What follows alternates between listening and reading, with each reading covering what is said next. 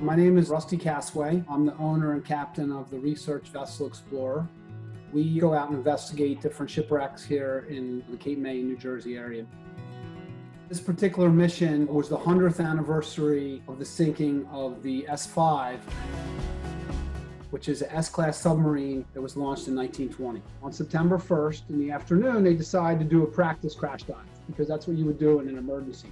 And when they did the crash dive, what you do is you have to close the air that comes into the diesel engines, because submarines were like the first hybrids, right? They were diesel and they were electric. So you got to close the air off that comes into the diesel engines so you can activate the electric motors for operation under the sea. And when they went to do the crash dive, water started pouring into the submarine.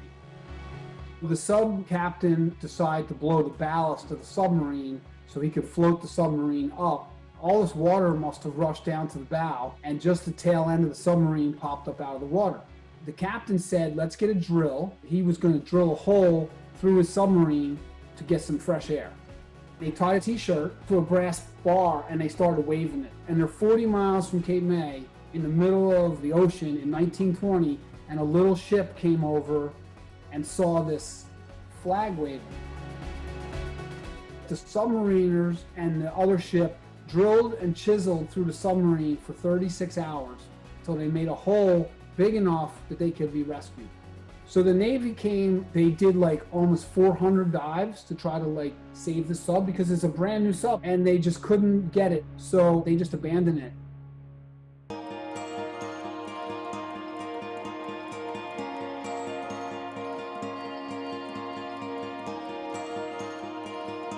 We found the granddaughter of the chief of the boat, and this wonderful lady up in Connecticut named Kathy Stewart. Basically, she has this huge family, but her entire family would not exist if it wasn't for the true grit of these sailors.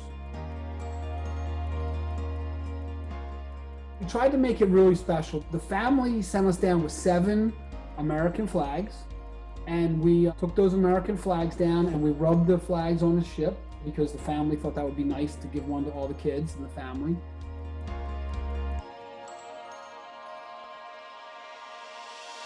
It's the human connection that's really important. I've been diving since the early 80s, and I think we take it for granted that it's just a shipwreck, but there's always the human connection. Maybe there was a loss of life, or most of the times there was a loss of life.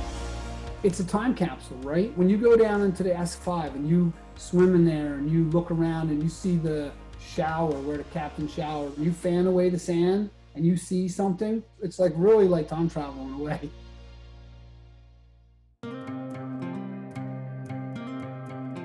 It's an amazing story. It really represents good leadership, good teamwork, something really super positive, right? Because we need some super positivity these days. And it really goes to show you that if you put your mind together for something, you can really make something great happen. And it was like 38 or 40 families that literally would not exist if these sailors gave up.